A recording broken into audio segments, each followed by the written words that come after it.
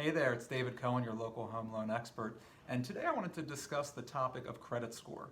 Um, where do we determine the credit score that we use for underwriting? What happens if there's a co-borrower? And so I just want to kind of touch on this very briefly because most people are used to applying for an auto loan, and if their credit's not so great, they can have a co-signer with the better credit help them obtain the loan. Does not work that way with a mortgage. Obviously, we're dealing in hundreds of thousands of dollars of lending here versus a much smaller amount for a car that can easily be repossessed if it's not paid. So here's the answer.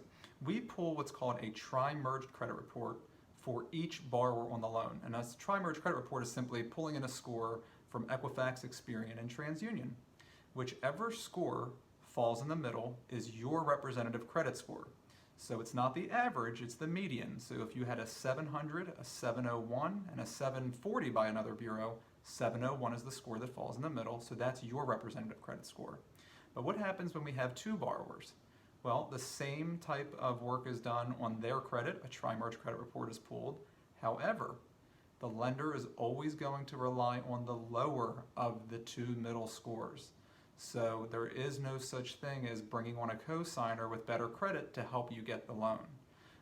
You have to meet certain credit standards and the other borrower has to meet the same or better credit standards. So in short, if you have a borrower and co-borrower and one borrower's middle score is 720 and the other borrower's middle score is 680, 680 is the score that's going to be used to help determine your interest rate, your loan program, etc.